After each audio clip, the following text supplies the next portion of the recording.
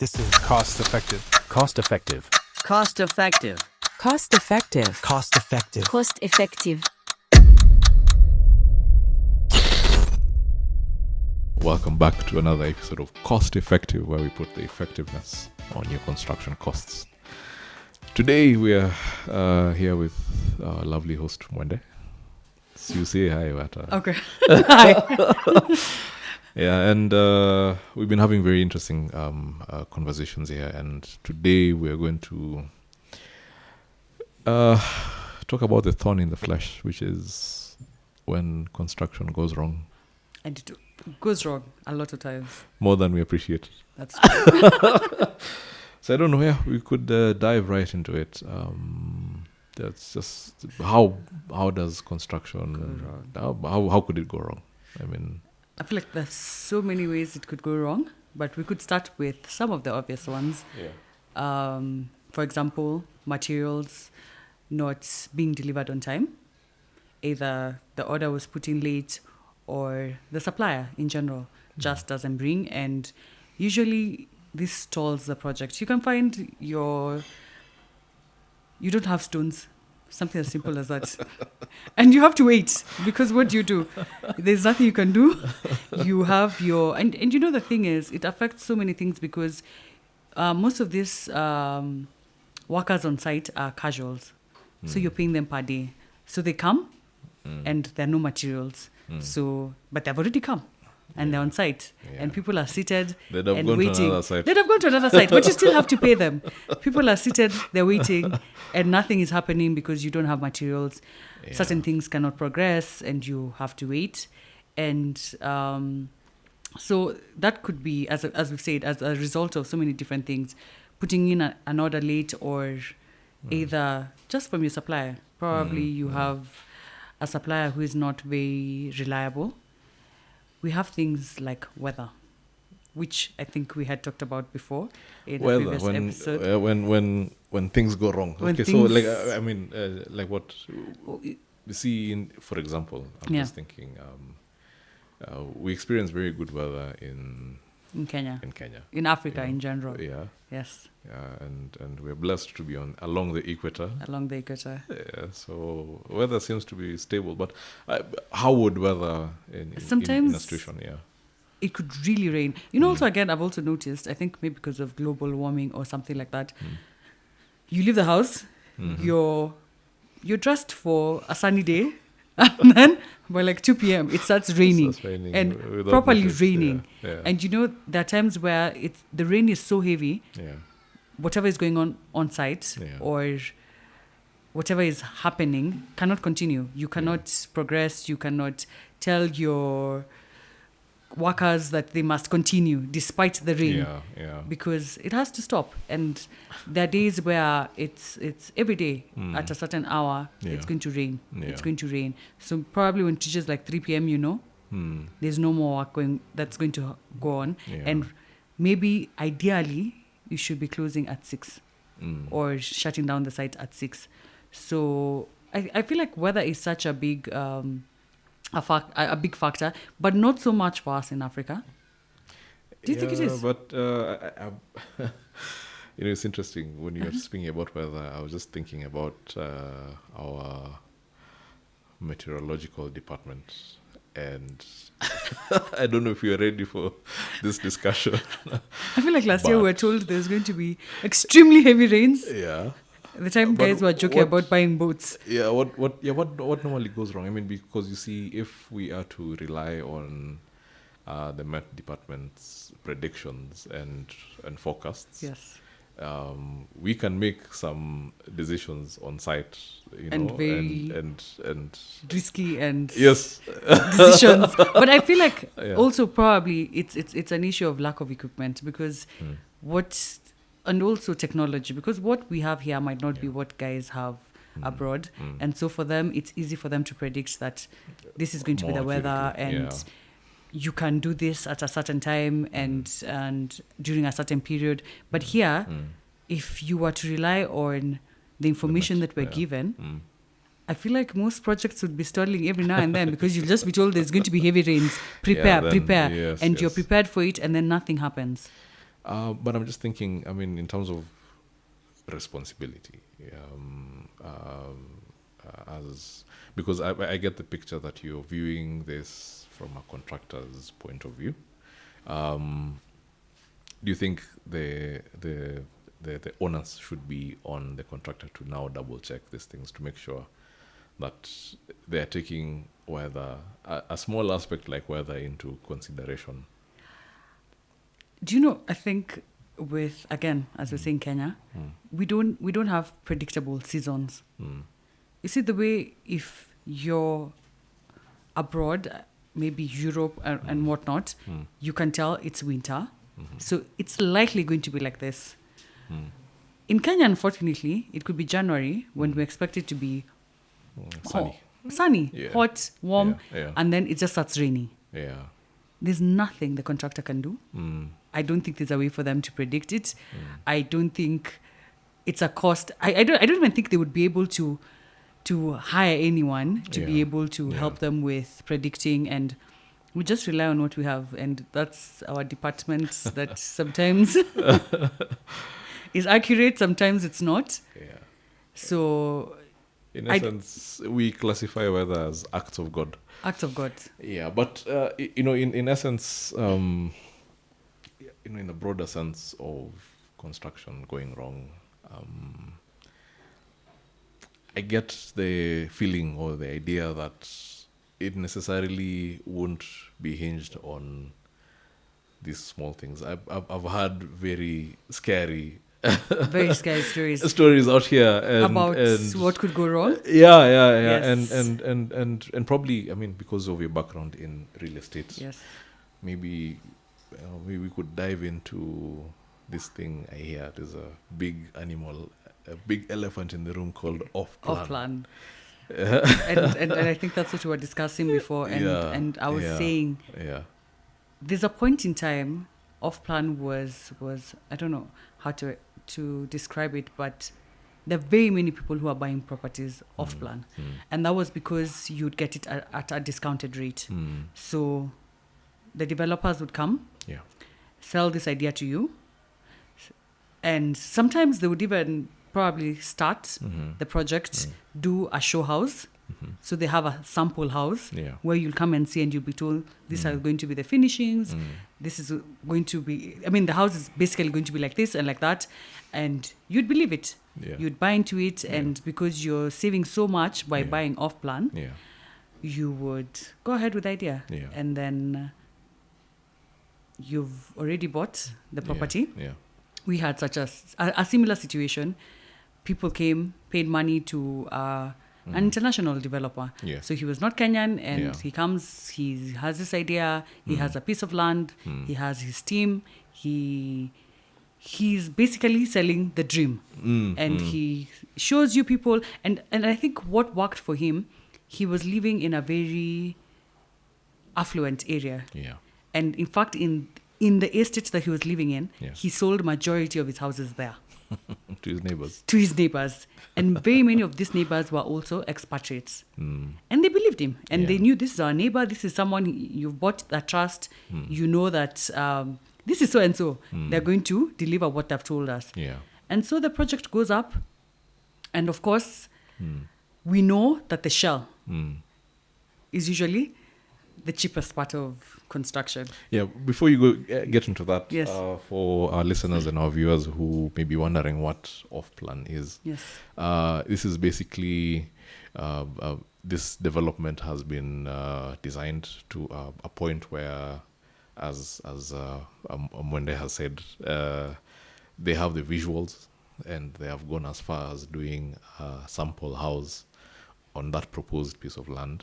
And sometimes they have nothing. Sometimes they just have the land. It's just and then they have the architect has done very nice 3D renders, and you really have the idea, and you have the dream, and you have a proper marketer, and they come and they can really sell that dream. The dream. So that's what off-plan means. You're not. It's not yet a visible asset. You're not purchasing something that you can see. But you're more or less purchasing a dream. buying. Yeah, You're buying a dream. Buying a dream. That's what you are. You're buying a dream. And your ROI Yes. is tied on this developer's Yes. ability to complete Yes. this project. So, yeah. one, they will give you a timeline. Yes. So you're also Yeah.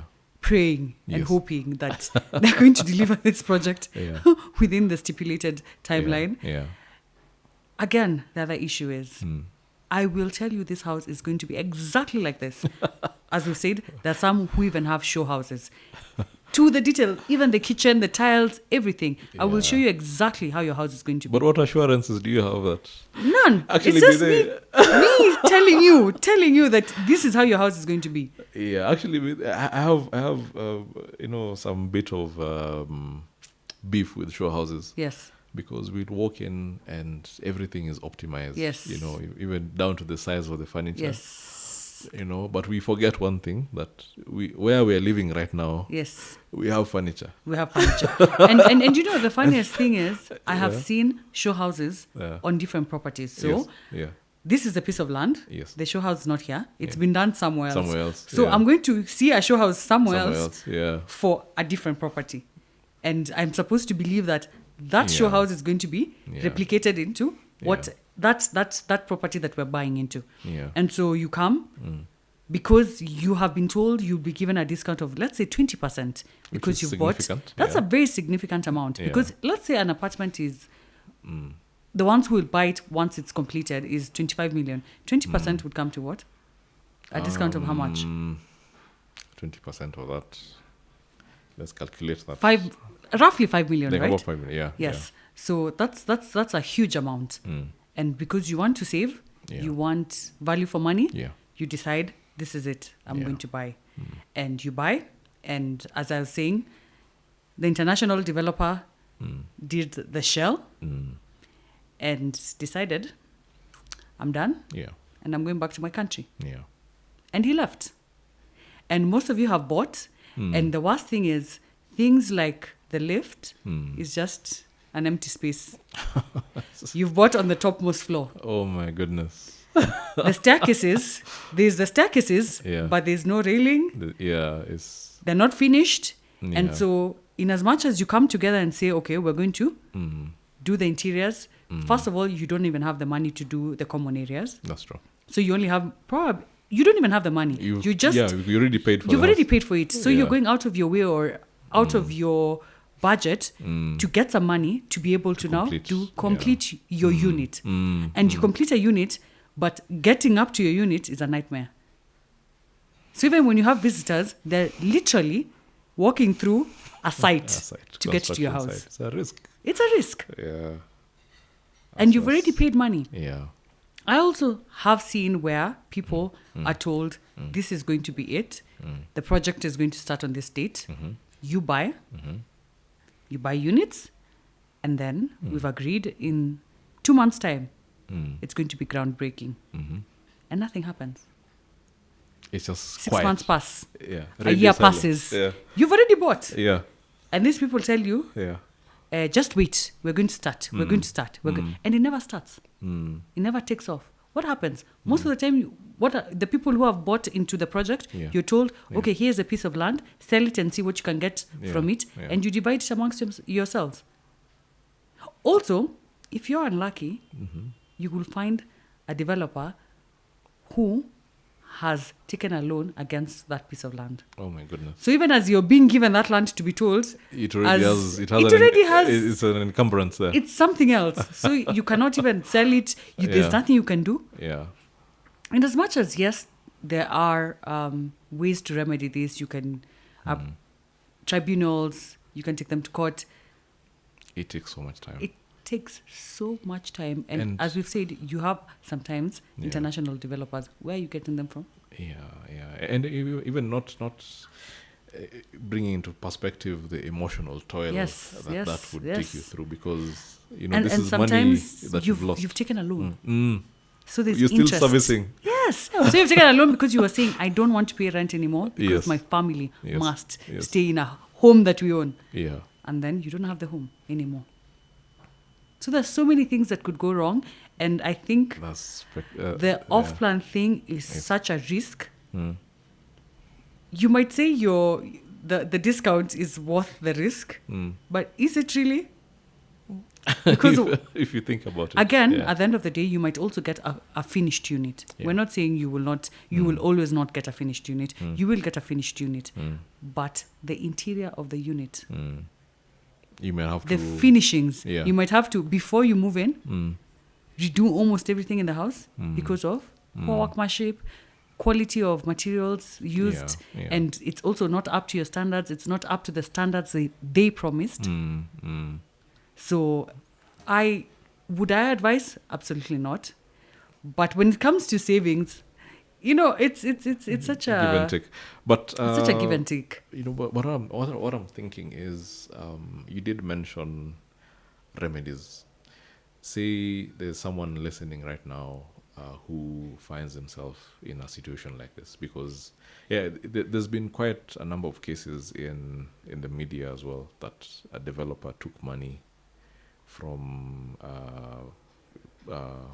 potential homeowners, and they've disappeared. So what remedies are we looking at here for people who already are in that situation, but also some of the other things that we can look into for potential homeowners who are considering going the off-plan way? I think, okay, well, let's first start with the remedies. The first thing is usually mediation. So between the developer and the buyers. Yeah.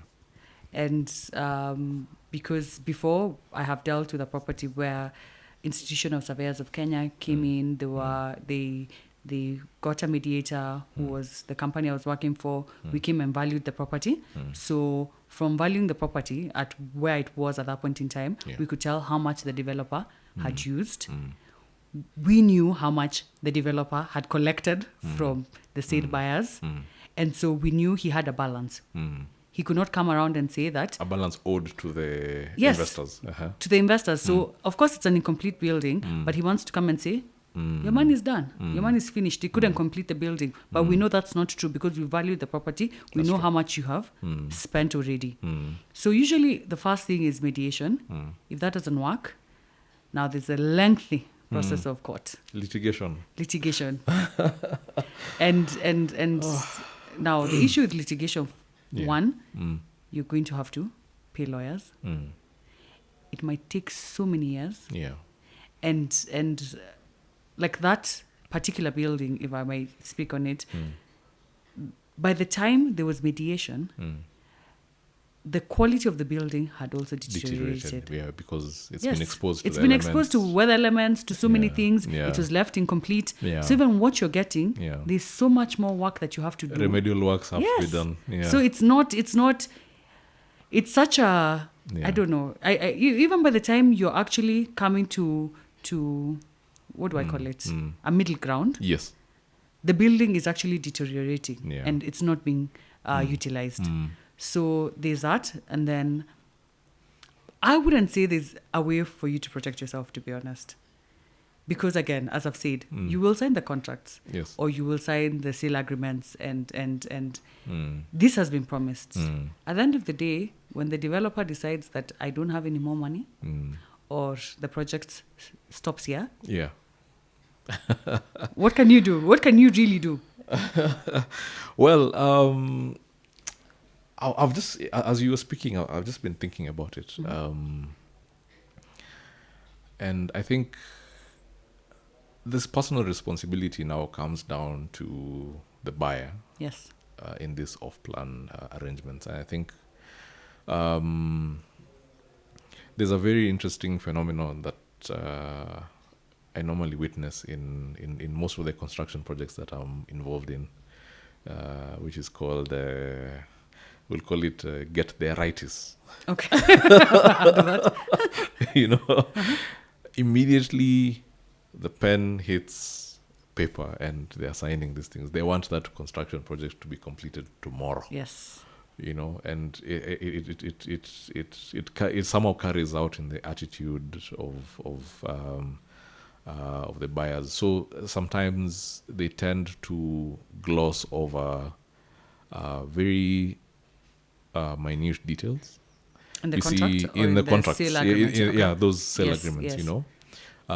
Like I did, without going into too much detail, I did come across an agreement where it exonerates the developer Oh, really? from any claims that arise from delays. So you can delay the project as much as Even he for wants. years, and there's nothing. Yes, and because you signed the contract, you didn't read that. Yes. He says, we said delays. Yes. So you can say, COVID has impacted And there's the nothing. supply And chain. that's why it's very Yeah. important for you to have your lawyer. Yes. Anytime you're buying a property Yes. or selling a property, Yeah. you must have your lawyer. Additionally, Yes. I think having the advice of a quantity surveyor That's true. can also be beneficial, It can.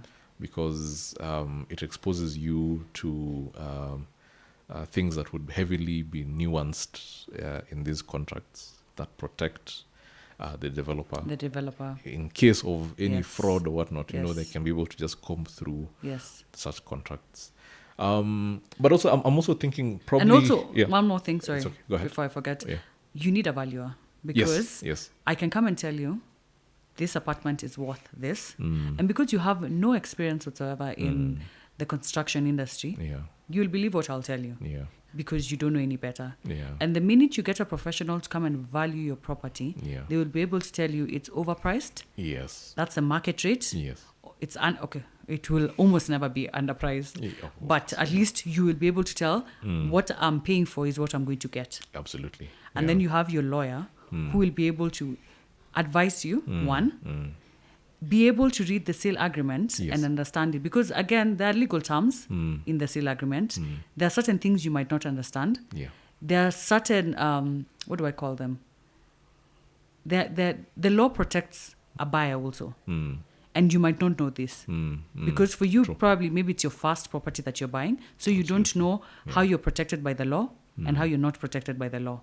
So you need a lawyer to come and tell you that this is your right. Yeah.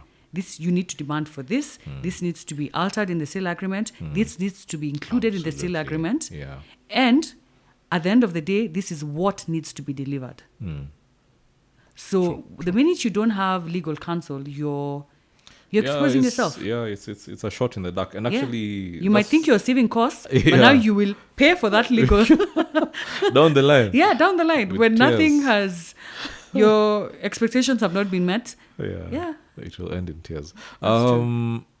Yeah, it's true. So that feeling of I want to get this out of the way. Yes. I'd advise potential buyers to take time, take a deep breath, and go through these things pole.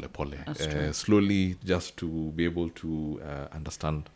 And also, I think an additional measure could be just also doing due diligence. That's Due diligence could look like, does this developer have the necessary permits to operate in the country? Yes.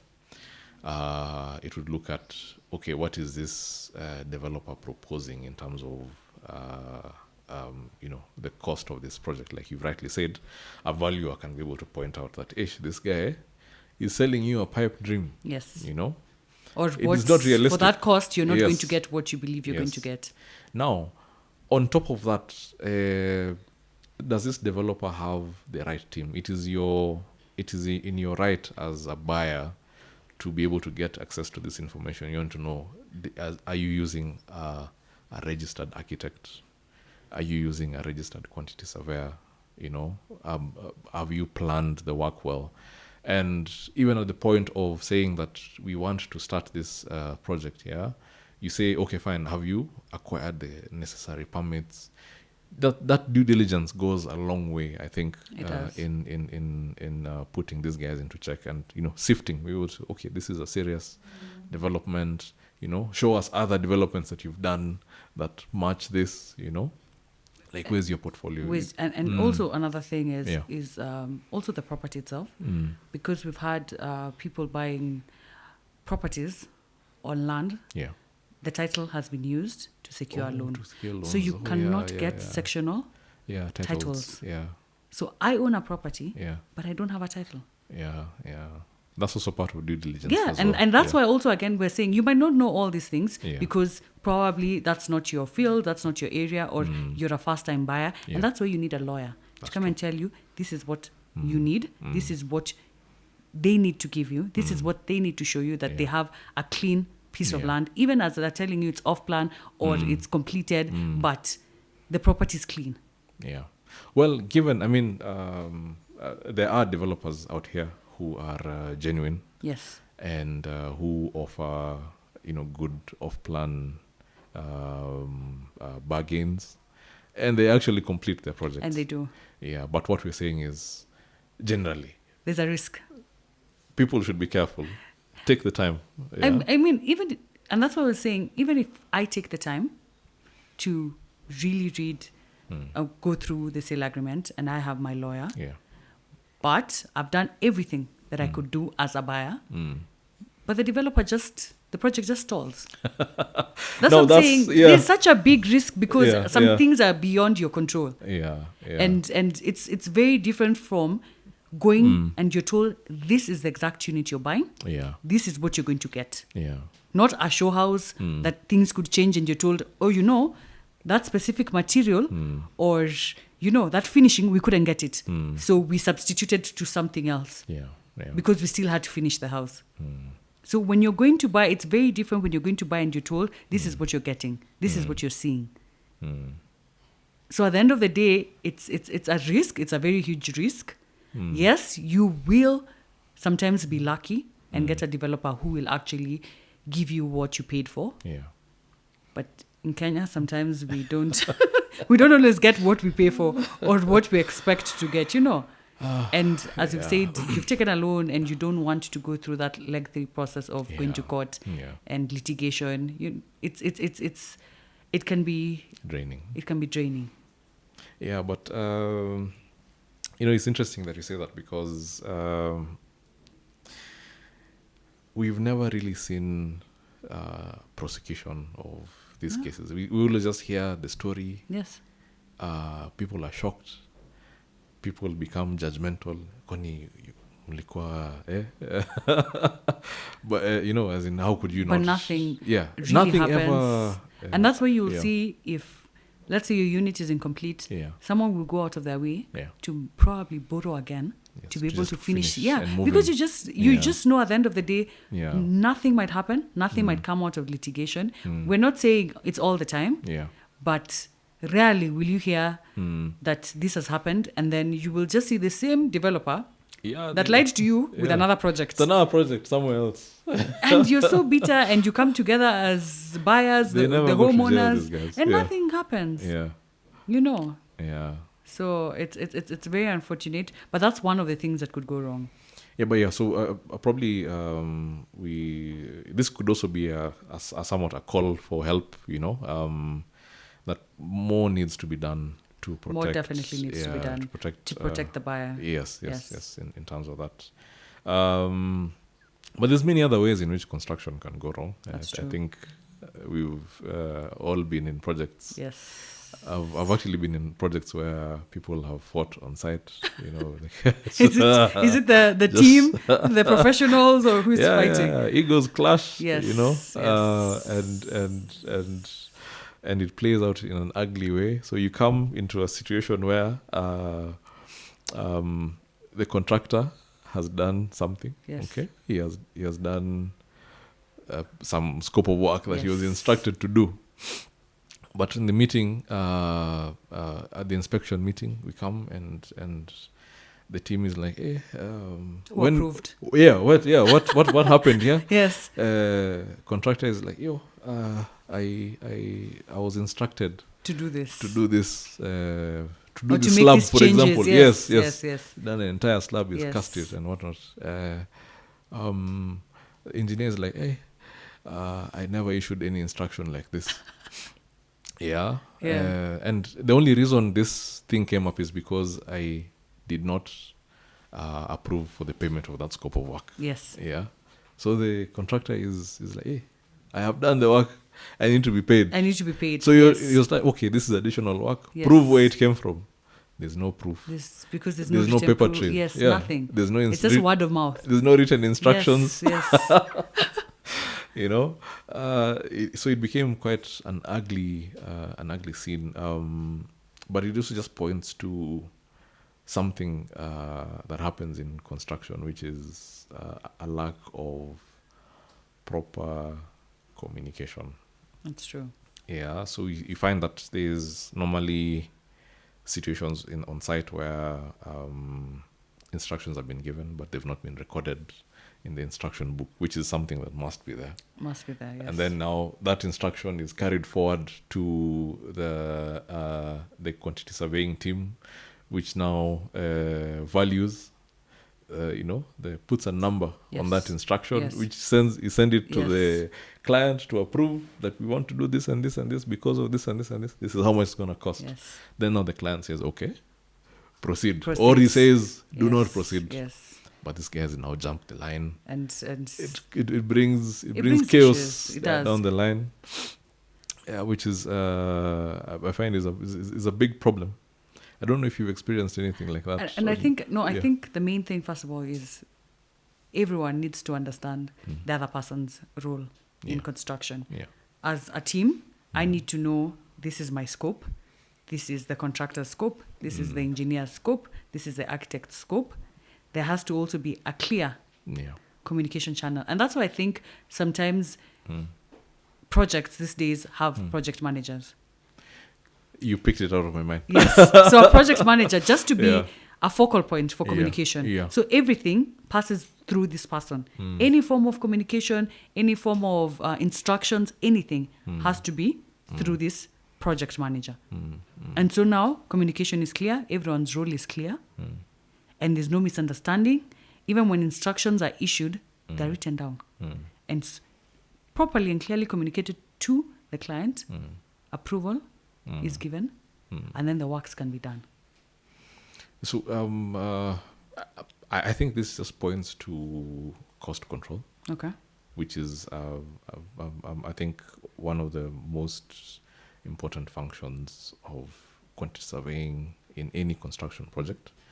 And if, in my own experience as well, if I could just drill down to the one cause of a lot of construction projects going wrong, it always revolves around cost. Because if you talk Finances. Yes. if you talk about quality, Yes. it means it was done to a quality that was not expected or Yes. not approved, which means additional cost.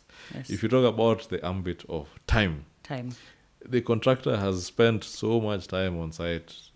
Why is it becoming a fight? Yes. It becomes Cost. cost, because the longer the contractor stays on site, the longer the preliminaries will run, and the more cost. Like more cost. Also Yes. not talking about the the inflation thing. Yes. Yes. And whatnot. So just to see what your opinion is about this. Do you think developers or potential builders can ignore the role of quantity surveyors in their day-to-day running of sites? Definitely not, because from the onset, Yeah. what are you working with? Yeah. That's actually the first question. What are you working with? Because you have to have a budget. You have to know that your budget is going to give you what you expect to get at the end of the day. Yeah. Your goals, your vision, Yeah. whatever it is, Yeah. your budget must align with that. Yeah. And you have to know that this is actually going to, because there's sometimes where you'll even find like a business, so they're growing in numbers, and they decide, okay, we want to expand. So instead of renting out another space, why don't we build our own offices to be able to how do I put this, to be able to take our numbers. Yes. And then when you come down and do the math, what you're going to get back is not worth you Yeah. putting up a whole building. Yeah. You might as well just rent. Yeah. So from the onset, as we said, return on investment. Yes. That's the first thing. 2, will you be able to get what it is that you're looking for or you want with your budget? 3, how do you even make payments to your contractor when no value, based on what? So he comes and tells you, tomorrow, you give me 10 million because the work I have done He's worth he's already tell what. Yeah, you ask him, how do you know that? Yeah. Siniminak show. I'm none who has done the work. You cannot tell me my work is I'm not the one what. telling you. Yes, but because you have no QS, you Yeah. can't verify that truly the work he has done is what, and then you come and do what? Pay him the money. After a while, he comes again and tells you, I want another 5 million. Yeah. Another 5 million. It's gone. Yeah. By the time you're done, your budget is done, Yeah. your money is gone, you're not anywhere close to Anywhere finishing the close to project, finishing, yeah. Which is crazy. which is crazy. Yeah, so I think we really can't ignore the role of a QS. And I think a lot of times when I see this happening is when some clients or some developers think that they would be self-sufficient. It's just balancing books. And you pay someone a little money to prepare for you a bill of quantities, and that's it. Yeah, and they assume that this is something that they can actually do. But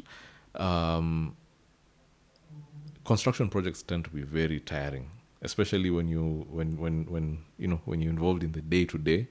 There's other things going on in your life. That's true. So there's things that will definitely slip through the cracks. So we can't quite ignore the role that a QS would play on a project. And like I said, the genesis of construction going wrong will always revolve around cost. Finances. Yes. Everything. Yes, it will revolve around that. Finances, Probably the rallying call here would be let's not ignore this, because there's many stories, by the way, that I can give. Yeah. Yes. that point to that one conclusion, because there's been times where we've had contractors saying, the cost of steel globally has been climbing, Yes. which it could be true and around, but you find that the effect it has on your project costs. Yes. Is It's minimal. very minimal. It's It minimal. doesn't. That Yes. it can balance out. Somehow. With other Yes. savings down the Yes. line. Yeah, but it becomes a An claim. issue, It yes, becomes something yes, that sours yes. relationships.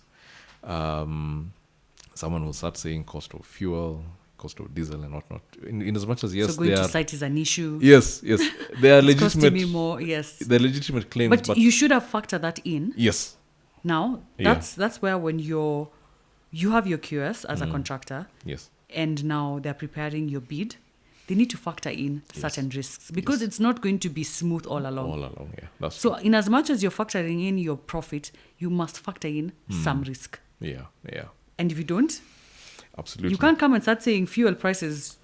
I cannot go to site, because that's such a minimal or an insignificant thing that even the client would ask. Yeah. You didn't think about this, you didn't factor, did you use one rate for how much fuel would cost all along the project? That's true. And that's where you realize now, even contractors now, another risk, they cut down on things like safety measures on site. which is another big way in which construction can go wrong. So wrong. That's true. So you'll find either Yeah, in terms of the scaffolding is not right, it's not. Yeah, it's up to not standard. adequate. Yeah, Then you have your workers falling, yeah. people Accidents. getting injured. Even Death dying. on your site is an issue. Yeah, Or even now your netting is not adequate, and you have an adjacent property. yeah. Materials and whatnot is overflowing onto the next property, or things are falling from your building into Yeah, another onto the property. next, yeah, Yes, which becomes an issue. it becomes yeah. an issue. You're cutting down on costs in terms of helmets. The day we come for a site meeting, everyone has The next time, half of them have been taken to another site. Yeah. The helmets, so you're putting also your workers at risk, but because you're cutting down on costs. But that really doesn't make sense to me because these are things that we actually have been built into the cost of the project. But you see, you believe I can save that. Safety, yeah. I don't really, even when you're told you need a safety officer, why? Why must I have someone who has that? I can just save that cost and just do away with that person. I don't think anything is really going to go wrong here. And then it goes wrong. It does go wrong. Yeah, it does. Actually, yeah, that's true. So, because actually, health and safety is one of the most crucial aspects of constructions. And your workers must be in a safe environment. And they must be briefed as well. And also their health, because again, even the materials you're using. That's true. One, the materials you're using, are they safe for the people who are doing the construction? For, of course, also the end users. Yeah. The site, is it a safe site for your workers? Because some of the sites, one, are not safe because of maybe once excavation occurs, what's there? And sometimes also just a very risky site and you don't have the personnel or the equipment for it. Yeah. But you must insist that we will continue with the work regardless of what is happening on site, Yeah. So I think there's the social aspect of construction whereby the welfare and the well-being of your workers must also be paramount. And I think that's where people believe they can cut on costs, but you're forgetting anything could go wrong at any time. And even as a contractor, your reputation, when your workers, your employees their work environment is not the best. They're not safe. What does that say about you and your business and your company? When construction goes wrong. When construction goes wrong. There's so many things, as we've said, that could go wrong. Yeah. And any other things you could think of that could go wrong? In our discussion, there's the human aspect, the relationships. Okay. I think it's an underrated strength to have on a construction project, which is having a good relationship that is from top down,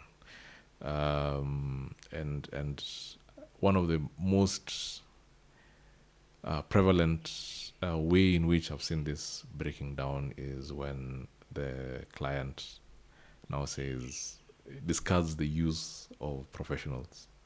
And I think there has been a recent event, I don't know if you've heard about it, in Nairobi, South Sea. I did. Where I feel like everyone knows it. But I think also more so because it was a very unfortunate situation. It is, and people lost their lives. Yeah, thoughts and prayers to the families affected. But I think it's a classic example of how construction can go wrong. And I think it's stemming from relationships that were strained. Because you see, the AAK, alongside other bodies, have released a report on the event. And one of the key factors that they were pointing to is the discarding of the use of professionals to supervise. Yes. Yeah, so the developer came in and said, he will wear the hat. Please, let's not forget the developer is the client. Yes, the client, yes. The client, and at the same time, the contractor. Yes, he wore both hats. Yes. He's saying, I'll be the client and I'll be the contractor. Yes. All right, and you see, you've already placed the consultants that would have been helping you into a certain box where they're not allowed to express their professional input in the way that would have helped the project to be successful. So once those professionals, the architects, the QSs, and the engineers are neglected, you're really left up to your own devices. Yes. And I think that's a recipe of things actually going wrong. Because, like you said, people find very creative ways to save money. To save money. You see, denying workers helmets. Helmets. It's the same way as the client saying, I'm not going to pay you guys to supervise this project. I will do it myself. And I think there's this misconception that Yeah. everyone believes they could be a contractor. Yeah, And they that's, think it's easy. Yeah, and they believe I need no qualification, maybe just a little bit. I know so much. I've seen so many projects. I have a couple of properties. Yes. I have, Yeah. and from that knowledge you feel you've picked up here and there. Yeah. You believe Yeah. I'm a client, but I could also be my own contractor because I have some knowledge from the streets. But what you're forgetting, you're putting people's lives at risk At the end of the day. at the end of the day. And yeah, it may look like, it may look like a saving at that point. You say, Yes. I'm not paying these guys to supervise, but look at the cost at the end of the day. This Yes. client has lost an entire building. And when your foreman comes and tells you, we can omit some of these columns, we'll save on cost. We'll save on cost. And because you don't really know the impact Yeah. and the implications of doing that, Yeah. you're like, it's fine. We don't really need them. No, I think even omitting columns is going. That's a bit brazen. But some do. You're Actually, what they do, is, and there were some aspersions Yes. that were cast around this building that collapsed. Yes, is, they would find that the structural engineer has designed the reinforcement, to use this type of bars. or how many number of bars. Yeah. But you decide to use less You or use a different size that is cheaper. Because I've done this Yes, countless yes, times and it yes, has worked, It can work. and also in this case, due process was not followed. Yes. They went and said, since we're already on the 10th floor, why don't we add another? It was 4 floors, I think. Yes. We and might as well. It might Just as well. continue. We're already here. We might as well. Yeah. So it's a very scary thing to actually think that someone can play with human lives in that degree And get just away with because they want to do away with the cost That's true. of project supervision. And I think when you go around Nairobi, there are lots of properties you will see, and you're confused as to how this is even a property that can be rented out. Yeah. You will find the kitchen is there, the toilet is here. right next. Sanitation, health, outside the window. It doesn't matter. We must squeeze and make the most of this space. Yeah. Some of them even lack basic amenities, Yeah. and you wonder how people are allowed to rent out such properties. But it doesn't matter. I'm not thinking about my tenants, my future end users. My piece of land is so small, but I'll put up as many units as possible. There's no parking. Majority of the time, half the tenants must park outside. There's nowhere for children to play. So many things, but because you want the houses to are make... dark. Yes, extremely. We're looking into each other's living rooms. I know what you're doing and what you ate for supper last night because you also know what is happening in my house. Because we're literally looking into each other's houses. Yeah. But because it doesn't matter orientation, sunlight in your house, and just, just a proper house.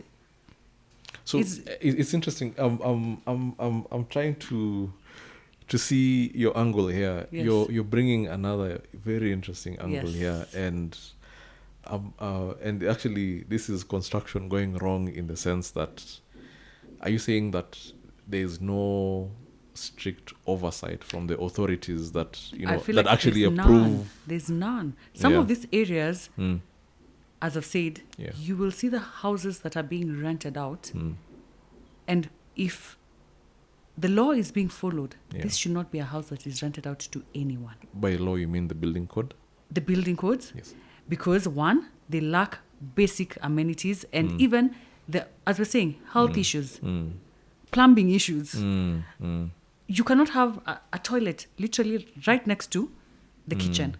Sanitation issues, That's true, and it exposes the occupants to long-term health. So many things. Even outside the building, you go downstairs, open manholes, or just see what just passing. Just so many things, and you wonder, how was this approved? And no one cares, because even now people have children. I've also seen in certain houses where the balcony is so short, can literally follow. Anyone. It doesn't even make sense how that made sense to anyone that this is a barrier or this should be a wall Yeah. when it really shouldn't even be a wall. Yeah. And then you have a tenant. Yeah. A tenant comes. Yeah. They have children. Yes. Something goes wrong. But because you were cutting down on costs, you felt if this wall just goes slightly higher, that's an extra cost. Yeah, Let's just keep it at the save minimum, it. bare minimum. So you look at a balcony and you wonder, Yeah. how is that even a balcony? So are we basically then now saying that more needs to be done from an enforcement point of view, because unplanned or unchecked development is exposing the Kenyan population to untold risks. Yes. You know, we are not Yes. just limiting it to buildings collapsing. We are limiting it. We're also opening up other aspects of health complications for yourself and your children. And We are looking at mental well-being as well. because you're in a dark house, You're in a dark that house you all the never time. receive sunlight. For you, it's nighttime all the Yeah. time. During the Yeah. day, at night, there's no difference for you. Yeah, and yeah, other things, security Yes, risks, yes. injury risks. Moldy houses. Mold is a big problem. And it's a big issue. I've Yeah. realized there's so many houses Yeah. you enter Yeah. and you can smell Yes. the wetness, for lack Yes. of a better word. Yeah, yeah. And there's a mold issue, and you have tenants. They have children, even Yeah. they themselves. Yeah. And then people start getting respiratory issues. But for you, it doesn't matter. Mm. Because your plumbing was not done right. You did not involve the right engineers. So everything was just done. Yeah. Just The contractor told you. remember that "Ah, thing I told yeah, you, get the arthritis. Yes, yeah, that's the they thing. just want to finish. Just want to finish. You're not And- thinking about the end users. Yeah. And then now you have a property that is not safe for anyone to live in. Yeah. And comes down to who is inspecting these properties before they're leased out. There has to be Before they're rented yes, out. Yes. It's called the Who gives you the go occupation ahead to be able occupation certificate? Yes. But it's like, I'm sure you have one. If I ask you for one, you will show me that you have an occupation certificate. Yeah.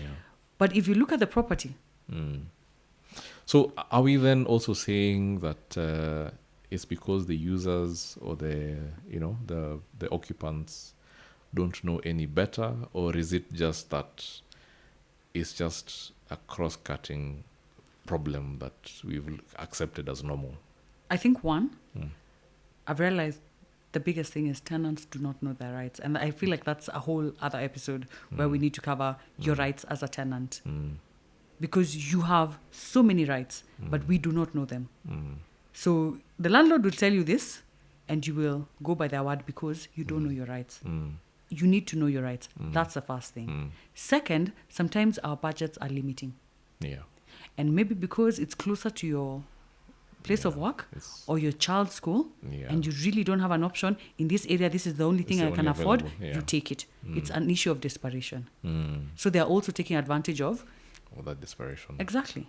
So there's so many things that come into play, Yeah. and it's very unfortunate. So how can we make it better? How What do you think? mean, I feel like the first thing is, one, we need to educate ourselves so that you know, one, this is my right as a tenant. This is my right as a resident or as a buyer, and I need to be able to get this at the end of the day. And two, as we said again, if you're buying, please involve a lawyer. due diligence. Due diligence. and it really protects you from so many other things. You might think it's an added cost, but it really isn't. Even you as a tenant, and if you have the finances and you get a tenancy agreement and you don't understand it, get a lawyer to interpret it for you if you Yeah. can, Yeah. so that you also know what you're obligated to do or not to do, or what the landlord is obligated to do. So I think we really need to educate ourselves. I think not knowing is the biggest issue, Yeah. and lack of knowledge can cost you so much. In this case, ignorance is not Ignorance. It's not bliss because it can cost you so much at the end of At the the day. end of the day, Yes. yeah. So you need to just educate yourself. Even if you're going your first time going to rent out a property, buy a property, in as much as we're saying involve, if you feel like you cannot and it's not a cost that you can bear at that point in time, Yeah. do your research. Educate yourself. I think probably what we should do in subsequent episodes and discussions, we could probably engage an architect to come to the show and to explain a few things that people Yes. should know what to expect. What to expect. When you yes. walk into a building, this is how it should be. This is from a general Yes. point of view, such that when people know what to expect, they will also be able to know how to demand for that. Demand for that. Yes. Because And- sometimes we don't also know yeah, basic mm, elements in a building that's true. or inside your unit or how they're supposed to work. Yeah, So even if whatever, a shortcut here and there, and it's not working the right way, but because you do not know, yeah, you won't know that I played you here. That's true. Or it wasn't supposed to be like this. That's very true. Or this wall is not supposed to be reaching here, or this Or- tap, this staircase is not supposed to be this narrow. this narrow, or this, even just the depth. Or Yeah, even, so many things, know. Yeah. So I think, as you've said, educate yourself a little bit so that you're not being played. Let's Yeah. call it played, Yeah, because but that's what it is. Yeah, but we'll do it. We We can, definitely need to we'll get do someone it. who will come Yeah, and yeah. also let you know that this is how this is supposed to be. Suppose, yeah. Sometimes even switches are put the other way around. And because you don't know, you believe it should be like that. But ideally, it shouldn't be like that. You know that experience of when you're in a bad relationship Yes. and then You don't know any better. you think So you this is believe this is how it's supposed my to be. relationship should be, or any other relationship should be, because you've never experienced better and you don't know any better. Yeah, and then you Yes. finally experience And a you good realize relationship and that realize, oh snap. you are really being played. I feel like that's the average Kenyan yes, renter yes, buyer. yes. That's our average experience. Yes. Because we don't know that it can actually be better. It we can also be don't better. know Yes. that there's laws and regulations in place that Protecting can us. protect us Yes. as And as much as they also protect the landlord, they also Yeah. protect us as tenants, as buyers. yeah. Yes. Yeah. Yeah, so I think that's something we can delve into. No, definitely. For sure. Yes. So another issue, now that we're talking about how construction goes wrong, is, and I don't know if this ties to ethics or just bad human behavior. And so there's a situation I found myself in, Okay. where we had gone through the entire tendering process. We had reached a point where we had selected this contractor, and the contractor was awarded and he moved to site. Okay. So we are thinking that everything is going okay, because remember, we have our contract Yes, in place. some in place, Yes. and we are moving along with that. Yes. So what then happened in the course of construction is that it was constantly coming up that this contractor may have actually underpriced for this contract. But you see, we're already in a situation where he has agreed to the terms of that contract that, But there's a possibility he We might are- not finish the work. yeah, that's exactly what happened, man. So he went into a situation where he was unable to sustain that site. Yes. Because, yes, we are making the payments, but he's always coming up short. Short. What he is spending and what he's making. He's making. There's a mismatch. And because you want to get the job, yeah. you underquote, Yes. and at the end of the day, you cannot finish the job. So that's actually, it's actually a big But problem. but there. does that fall under inexperienced contractors? I think Was the job beyond his scope or what he had done before that he was not sure? in fact, the scope that he tendered for was actually smaller than some of the Really projects that he's were done. on So his why would portfolio. he not be able to I think it's price right, for lack of a better word? I think it's an issue. It's an issue of ethics here, because it may have been the case that they had discussion with someone from the client's team. So he knew what So he the was saying client's that budget is. Yes. So he wanted to be right. It was matching. Yes, So so that he appears to be around the budget of the client, so that they can be given Awarded the tender. which is unethical anyway. It but is. You can see that it now opened up the risk of failing to complete this project, which I think, by the way, I speak against it in the strongest terms possible, because immediately you get into situations of collusion or now underpricing as a contractor, with the hope that you will claim your way back to profitability. It really, more often than not, it works to sour relationships. That's true. On your construction project. It also works to stall the project. So what you would have been making even in that period of time is eaten up because of inflation and stalling and whatnot. So so it opens up the projects to risk of non completion, which again now you really don't want to be in that situation. So I think it would be a good thing to always ensure how do you protect yourself from this. Again, it may look like we are really beating the drum for quantity surveyors, yes. Which but how else can you make your project cost effective? But we're the numbers people. I mean, that's the most important thing, as you said. Bottom line. Yes. Even if you're constructing to live in, it's not to rent or to sell it, or it's not for a business. You also want value for your money at the end of the day. So you need someone to protect your money and give you the best that there is with your budget. Yeah, and you also want to see your project complete. That's true. Complete and on time. Yeah. Even if not on time, roughly around the stipulated time. Because now you cannot say we're finishing in 6 months and a year down the line. Actually, it's interesting that you say time. Do you think there's a way time can impact the overall cost? Say, exactly like you said. Of course. So instead of finishing in 6 months. Because one, you have... we've said most of the time the people you find on site are daily, they're casuals. You pay them per day. So if I was to pay them per day for 6 months, it's not going to cost the same as me paying them per day for a whole year. There's that. There's so many other things that come into play. There's probably the electricity that is being used on site. Site maintenance. Water. Yeah. So many different things. And then also again, there's the element of, if I had taken a loan for this project, interest rate. And I need to pay it back.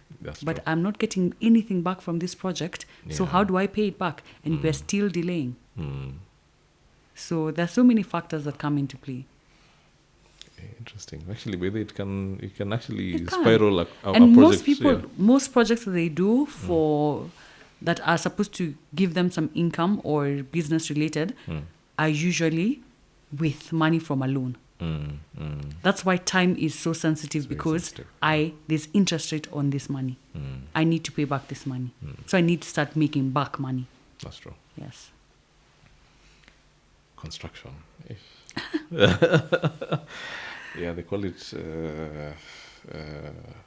Mjengo. It's not for beginners. It's not for beginners. I think with proper structures and proper, like you said, proper knowledge, the proper team and professionals to support you in this journey would make it so 10 much times better.